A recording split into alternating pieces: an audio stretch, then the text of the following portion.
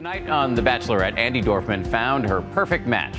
But the rest of us don't have a squad of TV producers stage managing our romantic lives. We need to find love either the old-fashioned way, I, for example, met my wife on a blind date, or the new-fashioned way on the internet.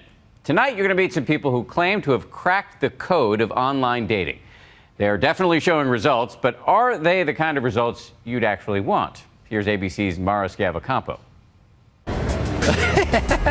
See, I'm doing it so fast it's not even loading their photos. It's been said all is fair in love and war, but when it comes to online dating, do some know how to cheat the system? I have tried every type of persona, I think, imaginable, other than just saying all I want is sex. I would just sit there and click on every single profile that I possibly could, because then they see that you're looking at them. Tanner and Jessica live thousands of miles apart, but have one very unique thing in common. They are two of the most popular people on OkCupid, meaning they get more messages than nearly all of the wildly popular dating site's 11 million users.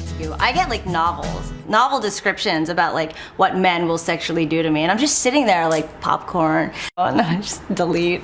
It's a new age of romance. It's from those seeking a rose on reality TV to those looking for love online. With 1 in 10 Americans logging on to find their match, what do the most popular online daters know that the average users don't? This is just from today. When it comes to the nearly 400,000 New Yorkers on OkCupid, Tanner is at the top of the heap. A status the 34-year-old coffee expert says he's earned with years of experience and a truly astonishing amount of strategy. I tripled the amount of women that I had sex with in the time I've been on OkCupid. I'm not necessarily the best looking guy on there, so if I want to get someone's attention, I'm gonna have to come out swinging. How? For one thing, he raises interest in his profile by littering it with conversation starters, including a favorite music list that includes every single musical genre known to Wikipedia. To me, the girl, they're scrolling down to the bottom, and they're like, who is this guy? But Tanner's most important strategy is tailoring how you approach a woman, using hints in a woman's profile to compose a message she's most likely to respond to. This girl spent 8 minutes on her profile. That's all she will ever have to do. She's 21, pretty cute, from Russia. She probably fulfills like 20 different fetishes on a bunch of different guys. I got a notification that she liked me. So I tried to act young or say something like a young person would. Oh, you like me? Question mark, exclamation point. That's cute. I nailed it. She put a smiley face. Is it? Look how she's responding to how nice I was. 2 days later, we had sex. Effective, yeah, but whatever happened to honesty? I'm not a total fraud, but I'm really good at embellishing the truth. While Tanner's methods may work for him, 26-year-old Jessica says she doesn't have a strategy for becoming one of the most desirable women in Los Angeles. I was like, I don't have any selfies and I don't have any headshots, so I don't understand where this is coming from. Jessica joined OkCupid when she moved to LA 2 years ago. I was in this phase where I was newly single, so I just went on this like serial dating spree, and as I like really got to know what I liked and what I didn't like, I started to like cut down my profile to make it more about like me and putting myself out there so that like I was attracting the right guy, as opposed to just like casting this huge like net.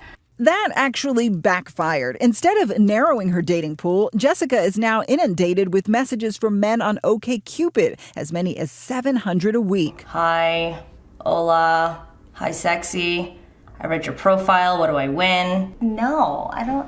If you won't take the time like to write about yourself, then I'm not gonna take the time to respond to you.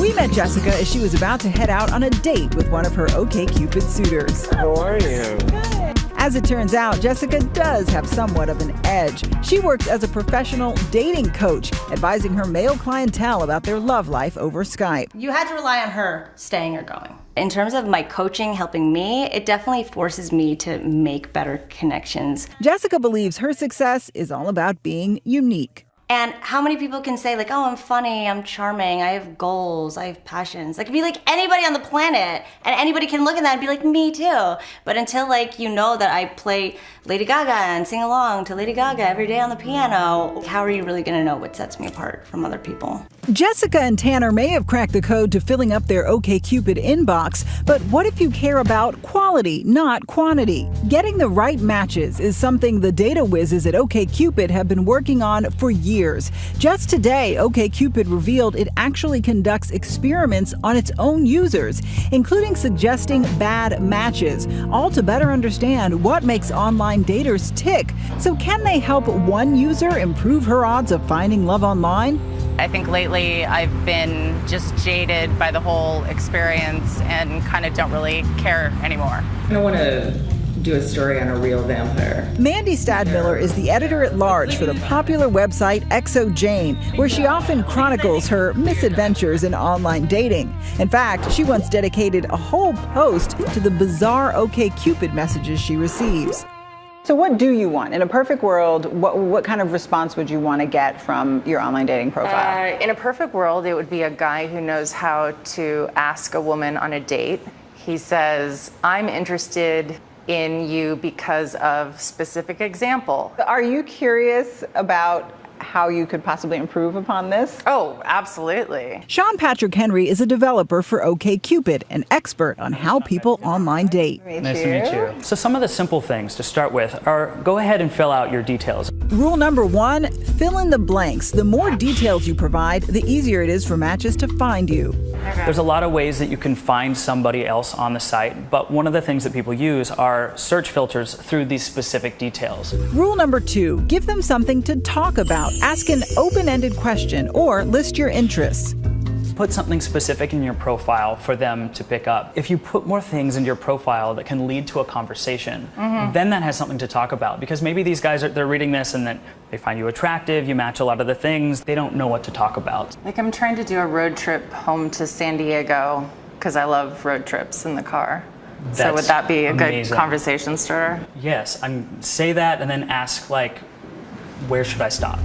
Rule number 3, pictures are critical. Choose photos that show off your personality, but you might want to resist using flash. These are the photos that are on your profile. What do you think of this? So this is a fantastic profile picture. It asks questions, it's very seductive, the red lipstick. It also shows some personality. Now here we have, she looks very pretty, but she's with another man, and like kind of close to him too. Do you think women should be posting photos of themselves with men they're not related to? I guess it always depends on the context. If it's something that you want to show that you're social with somebody, this is almost a little intimate. But the other thing in this photo that's actually playing against you is you used flash.